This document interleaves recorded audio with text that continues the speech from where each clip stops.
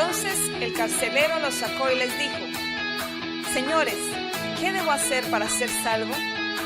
Ellos le dijeron: Cree en el Señor Jesucristo y serás salvo tú y toda tu casa. Y le hablaron la palabra del Señor a él y a todos los que estaban en su casa. Este es el pastor Alan Rodríguez de la iglesia Fuente de Vida en Ciudad Colón, San José, Costa Rica. Esperamos que seas bendecido por esta palabra.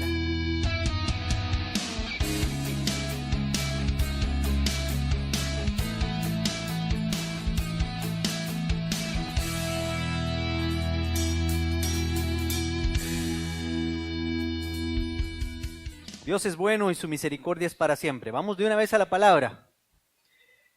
Este jueves estuvimos hablando acerca de un término que es muy conocido, por lo menos para nosotros, los que por muchos años leemos en la palabra, en la Biblia, Reina Valera, el término propiciación.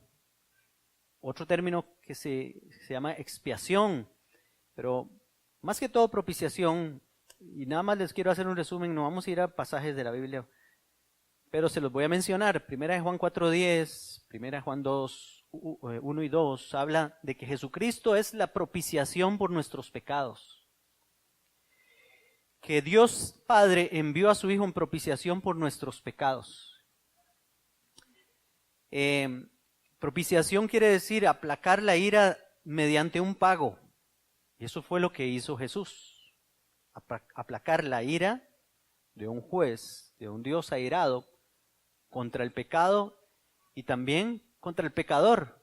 Porque es que a veces nosotros predicamos un evangelio o hemos creído un evangelio muy romántico de un Dios que por falta de conocimiento y de entendimiento desde el Antiguo Testamento no sabemos o no entendemos de que Dios de que el hombre entró en una enemistad con Dios y Dios entró en una enemistad con el hombre por el pecado. Y porque el hombre le ha fallado a Dios toda la historia. Entonces cuando usted llega y ve el diluvio, ¿cómo es que Dios exterminó toda aquella generación? Porque Dios no soporta el pecado. Porque Dios y el pecado no se llevan. Dios es santo, santo, santo y el pecado es malo. En Dios no hay maldad ni nada de eso.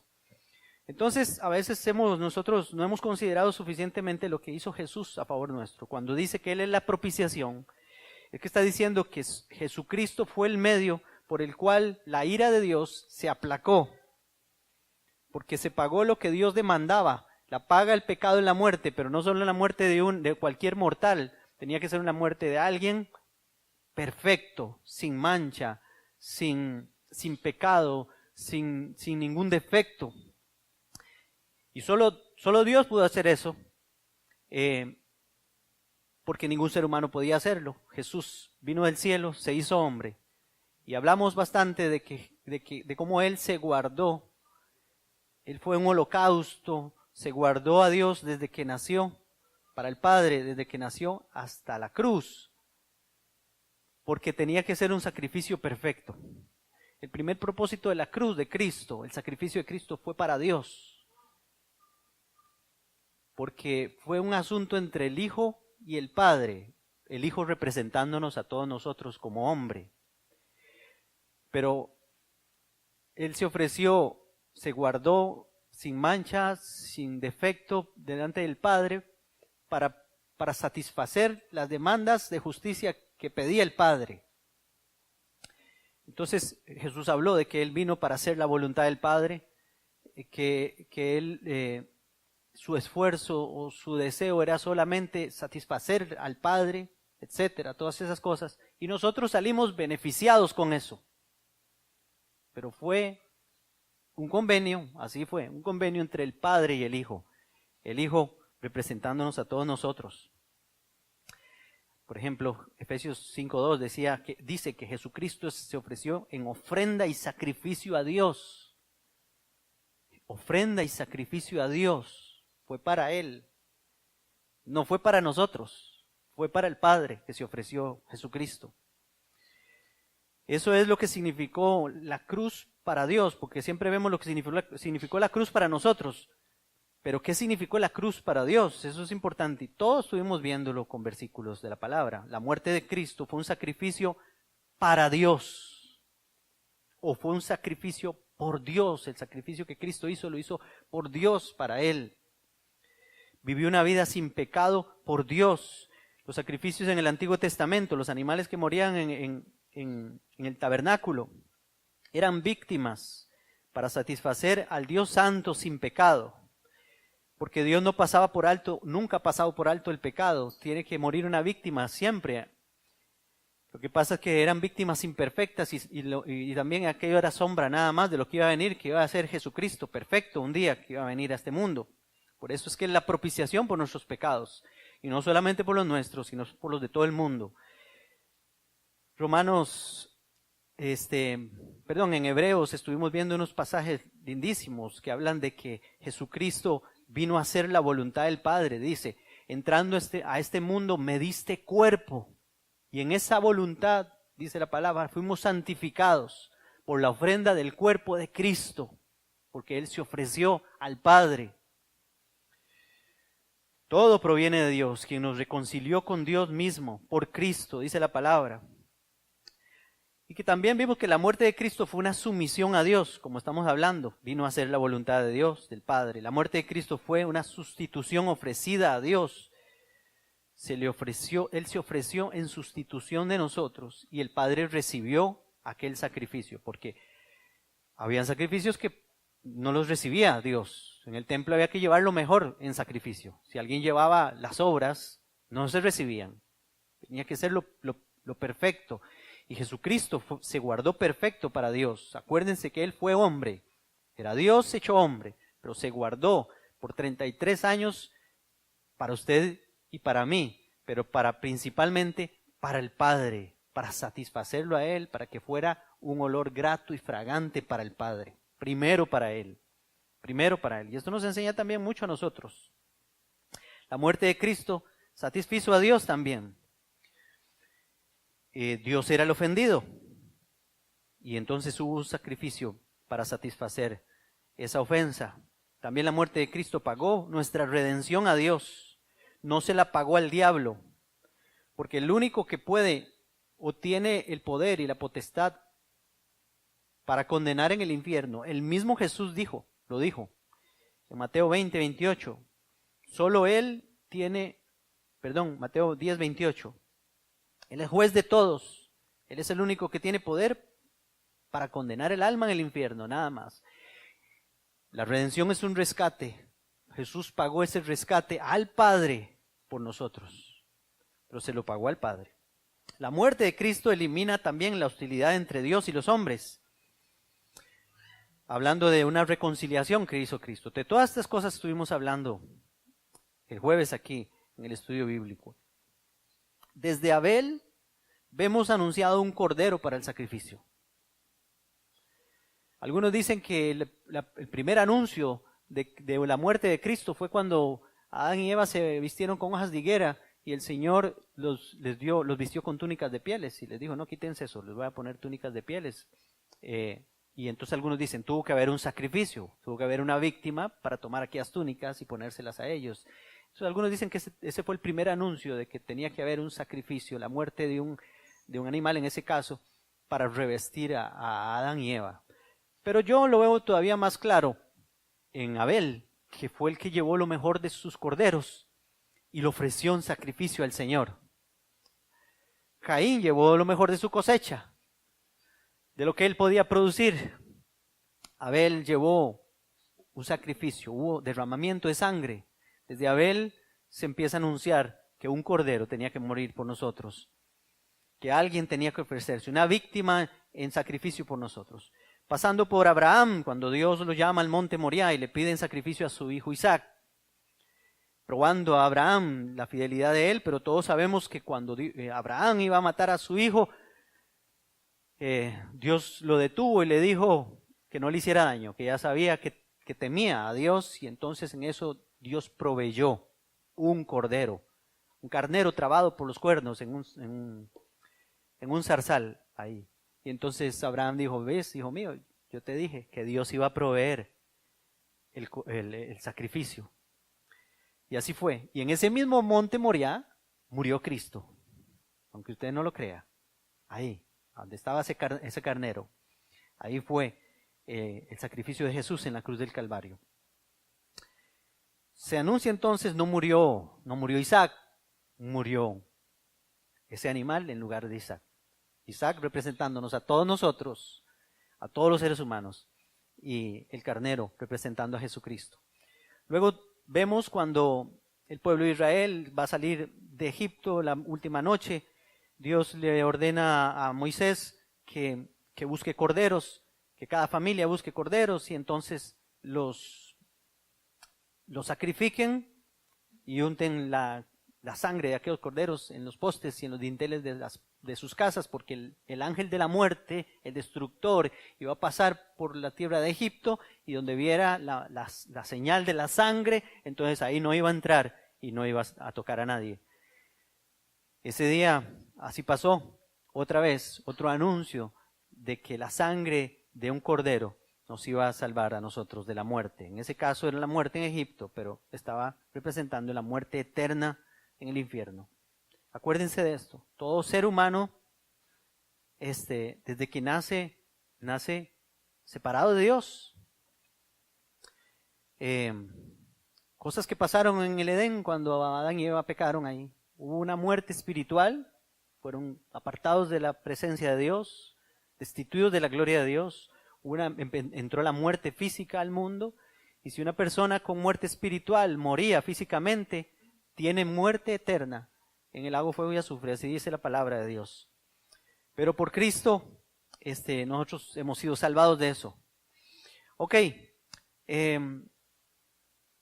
luego Dios de muchas formas nos lo anunció también en el tabernáculo, diciéndole a todos, al pueblo de Israel, que cuando que ese lugar iba a haber un altar de sacrificios ahí, que si tenían pecados, llegaran con un animal, pusieran sus manos sobre el animal, confesaran sus pecados, y el sacerdote iba a degollar al animal y lo iba a ofrecer ahí en sacrificio por los pecados. Se iba a derramar sangre.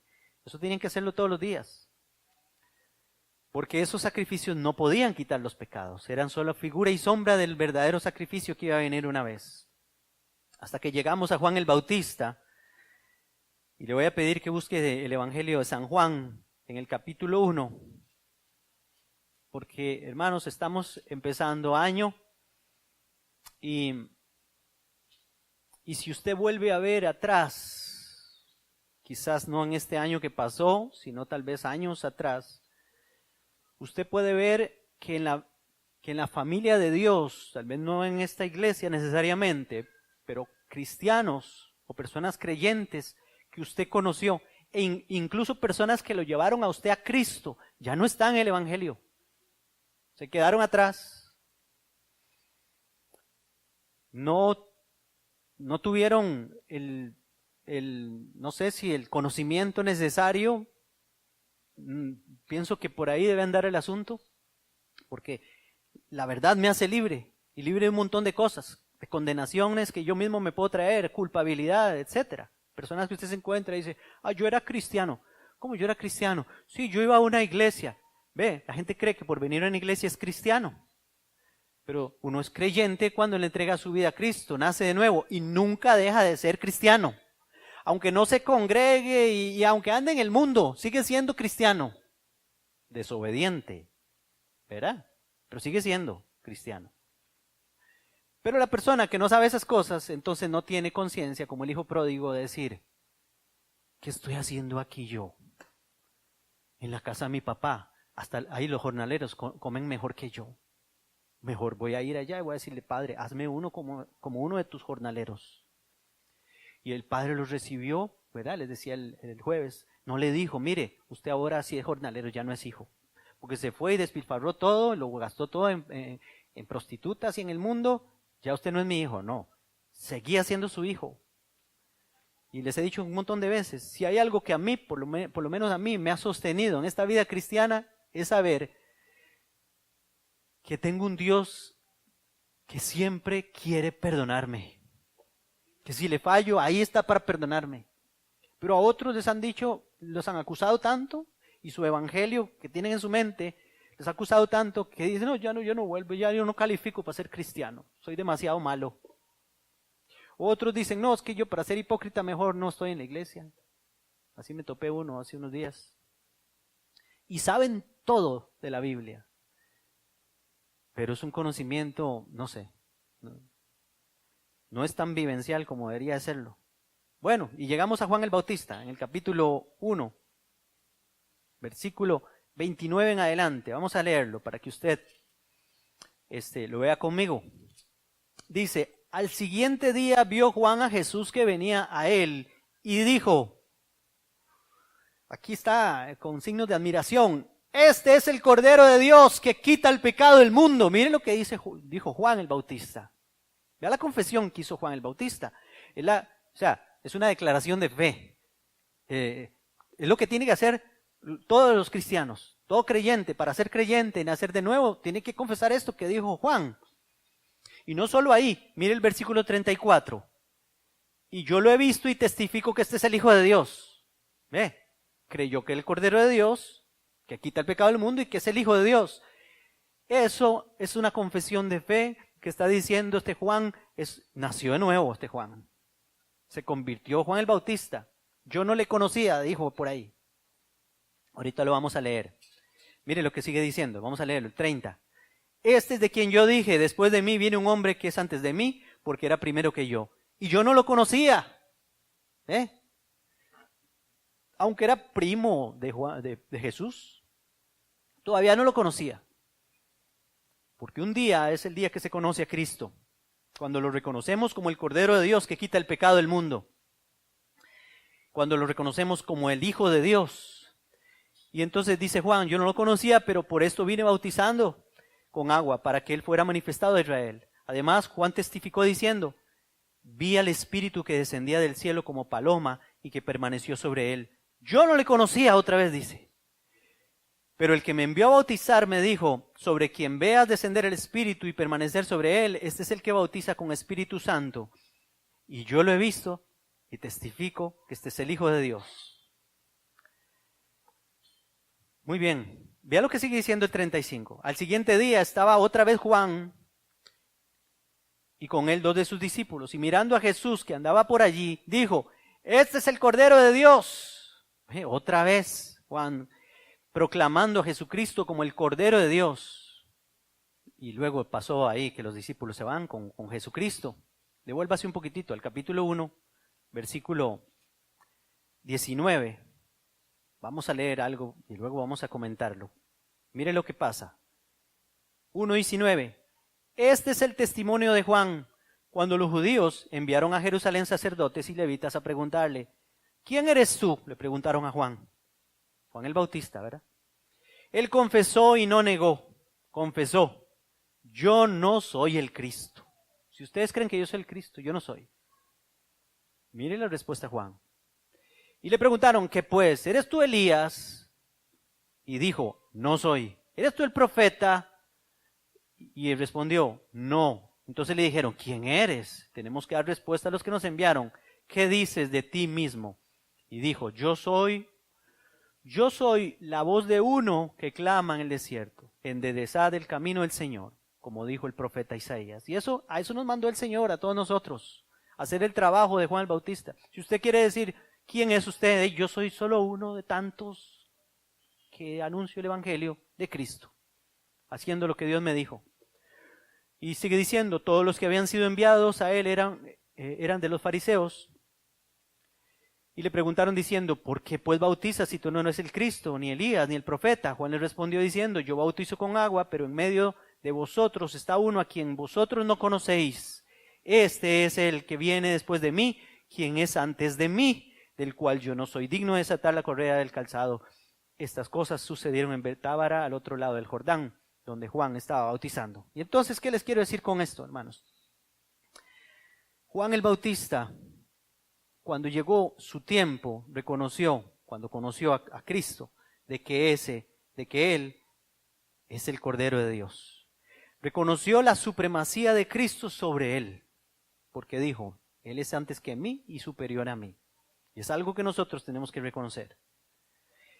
También reconoció, yo no soy el Cristo. no le quiso quitar el campo a Jesús, aunque él era muy popular y todo el mundo venía a Juan el Bautista para ser bautizado, etc. Le hubiera podido robar el mandado, decimos nosotros aquí. Pero no le robó el mandado. Le dijeron, ¿eres Elías? Bien, hubiera dicho, sí, soy Elías, resucité de los muertos, aquí estoy.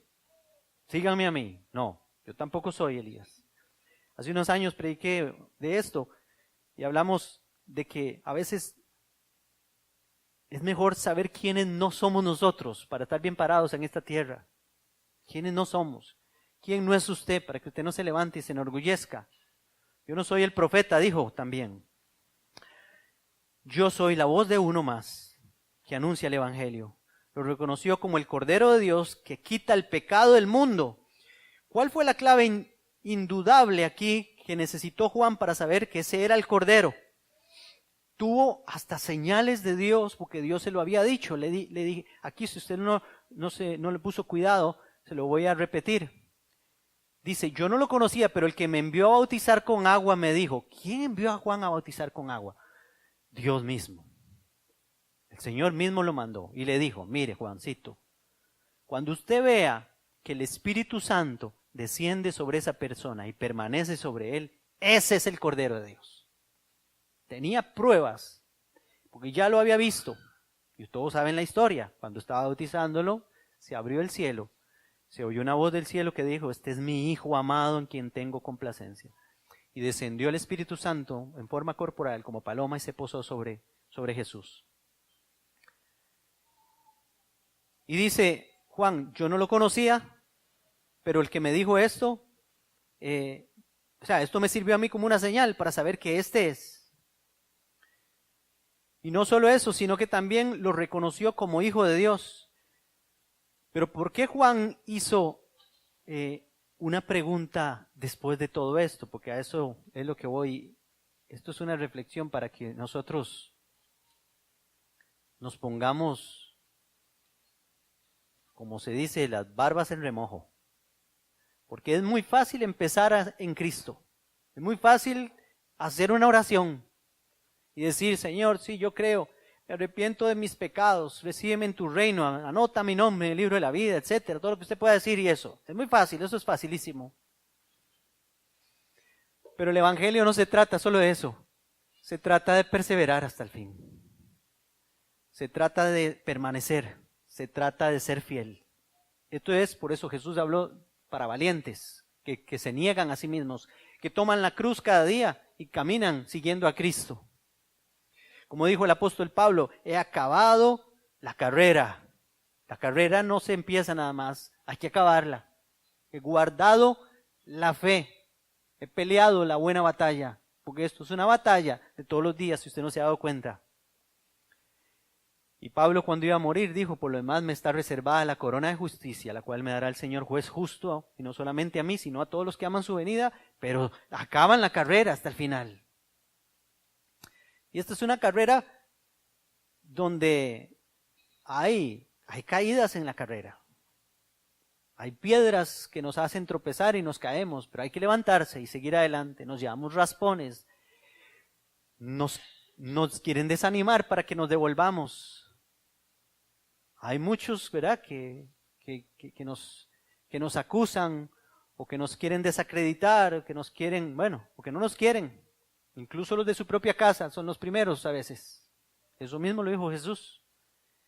Pero busque conmigo Mateo capítulo 11 y usted se va a dar cuenta de algo que yo digo, Dios, pero ¿cómo es que pasó esto, Señor? Todavía no lo he entendido. En Mateo capítulo 11, aquel hombre que había confesado, este es el Cordero de Dios, 2 veces, que vio el Espíritu Santo descender y dijo, sí, no hay duda, este es, que lo conoció y nació de nuevo. Dice el capítulo 11, versículo 2.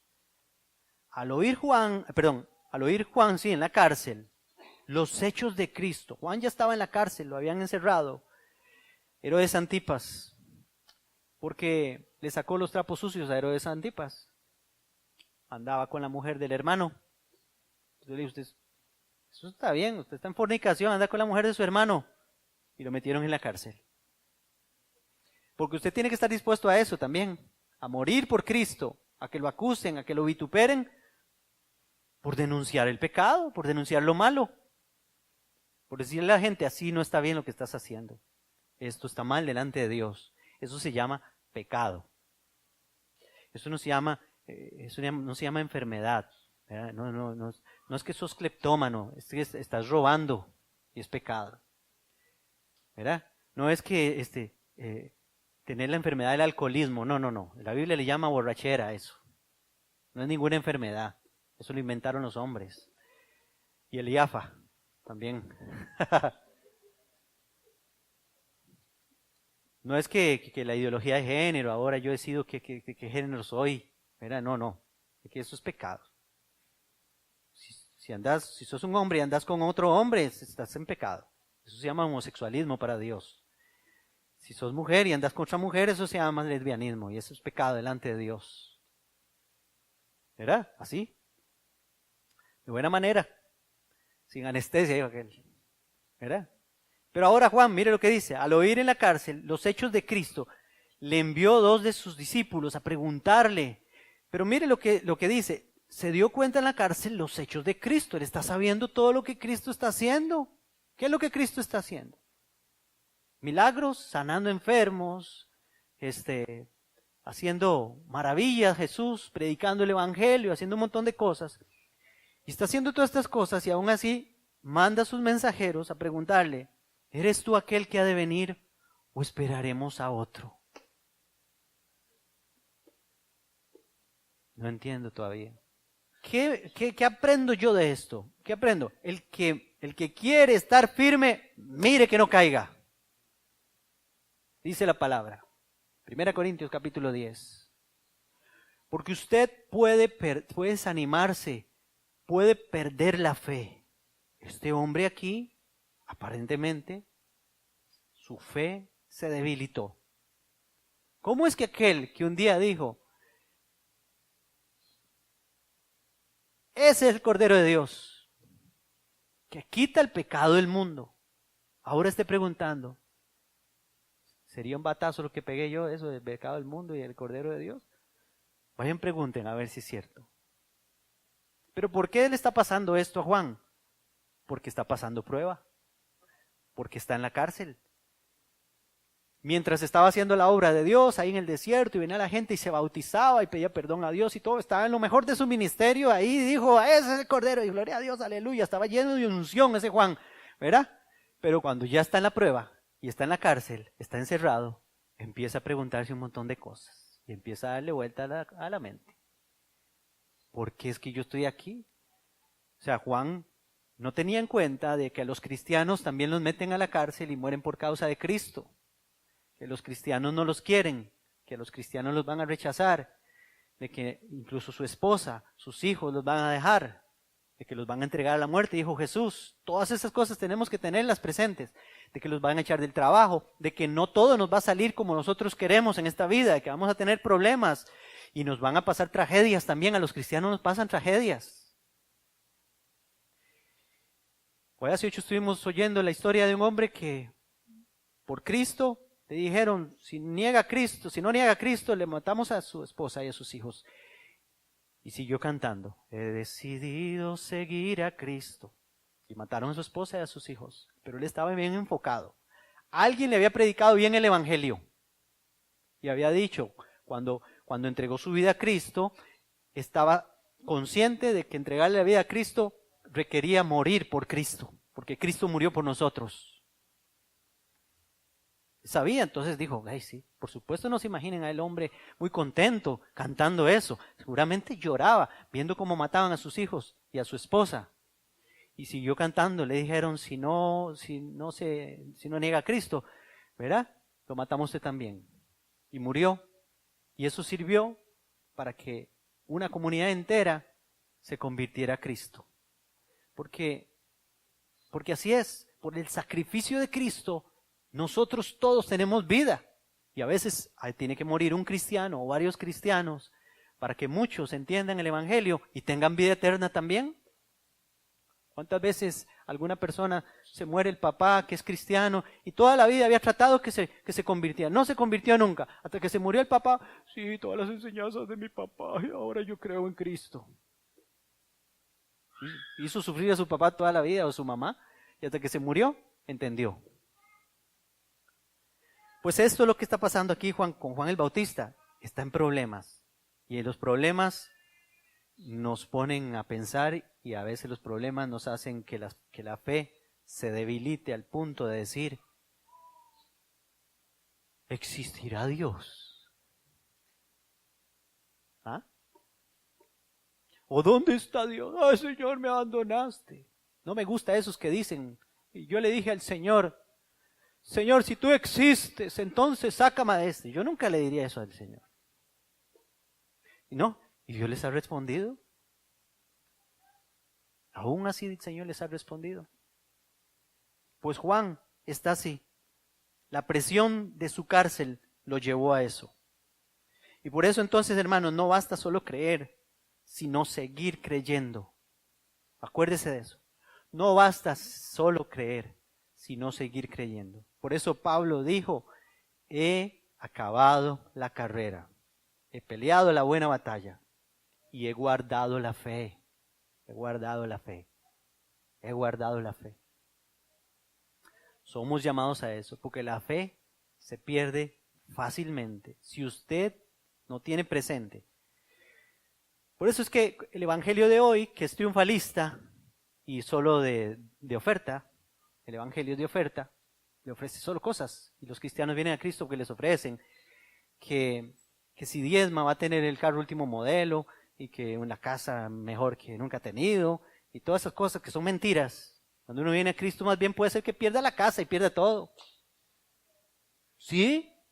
Pastor, no diga eso porque se le va a ir todo el mundo de la iglesia. Jesús decía eso. Ya, ustedes también quieren irse, vayan, ustedes también. Porque el evangelio es demanda, acuérdense toda la vida de eso. Y la primera demanda es la vida propia de nosotros, a Cristo.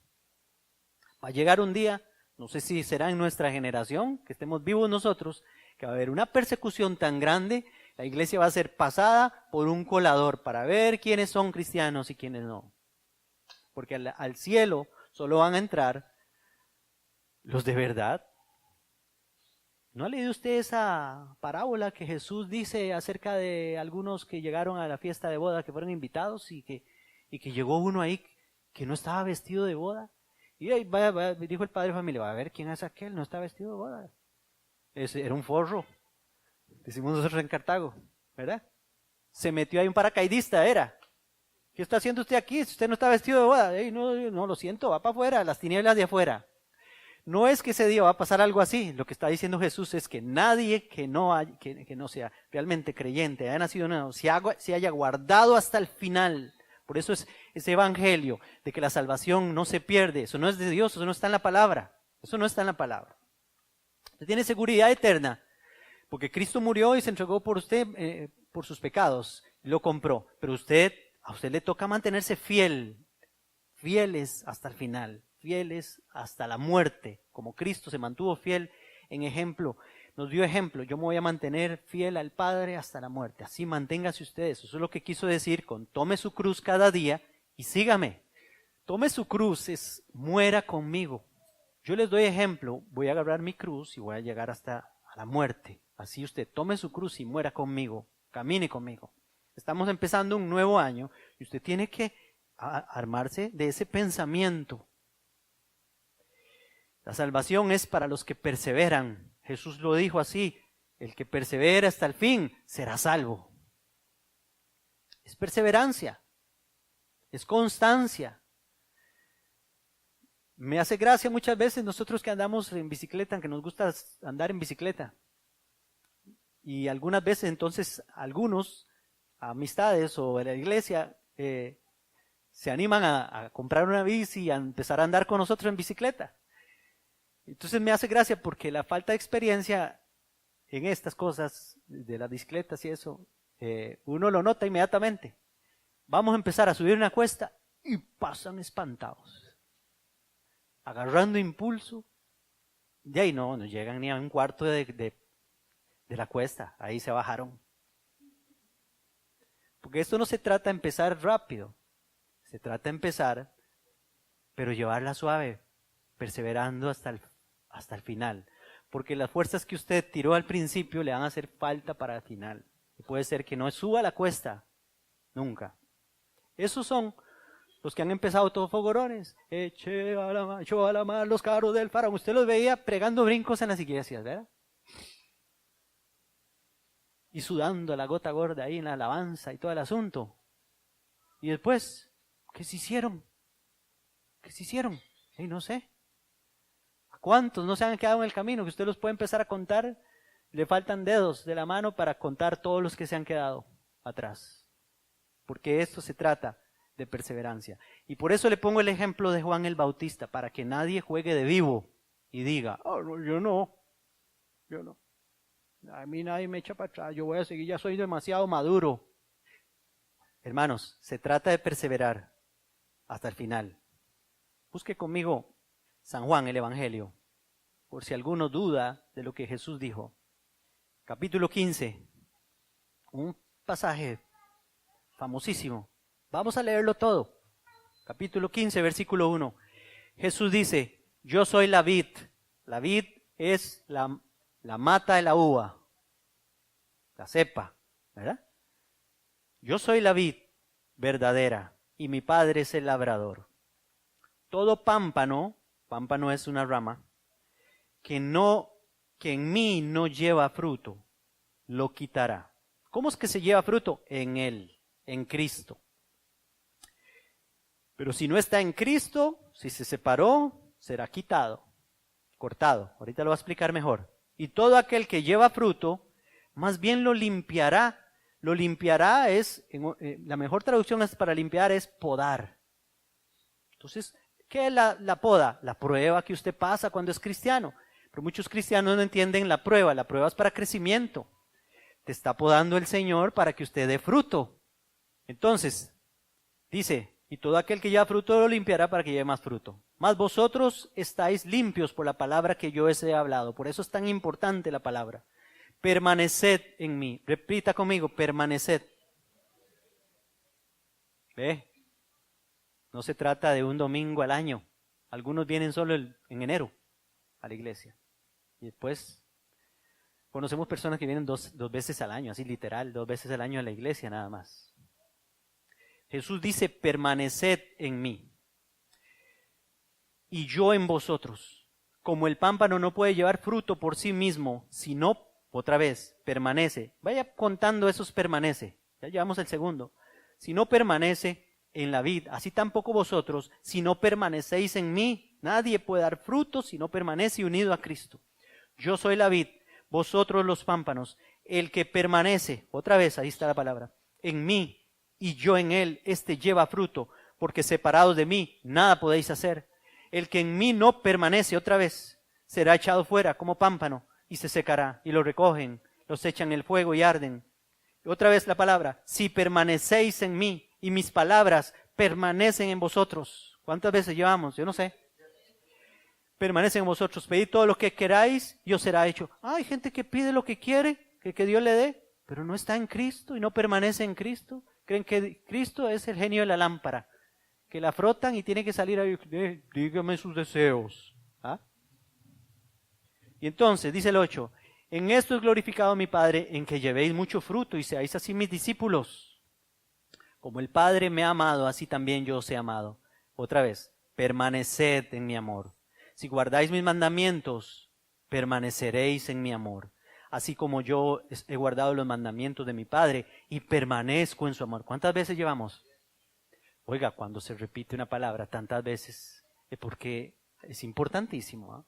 El mensaje de Dios.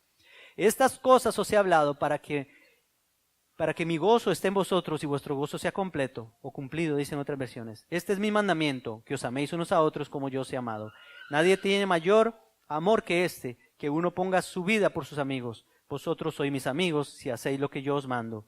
Ya no os llamaré siervos, porque el siervo no sabe lo que hace su señor, pero os he llamado amigos porque todas las cosas que oí mi Padre os las he dado a conocer. No me elegisteis vosotros a mí, sino que yo os elegí a vosotros y os he puesto para que vayáis y llevéis fruto y vuestro fruto permanezca, para que todo lo que pidáis al Padre en mi nombre, Él os lo dé. Esto os mando, que os améis unos a otros. Y ese mismo Juan que escribe este capítulo aquí, escribe 1 Juan. Si ustedes leen 1 Juan, es una carta de permanecer, Porque empezar, como les digo, es fácil. Pero permanecer es para los valientes, es para los que tienen esa conciencia de que Dios quiere que sigamos firmes hasta el final con Él. Amén.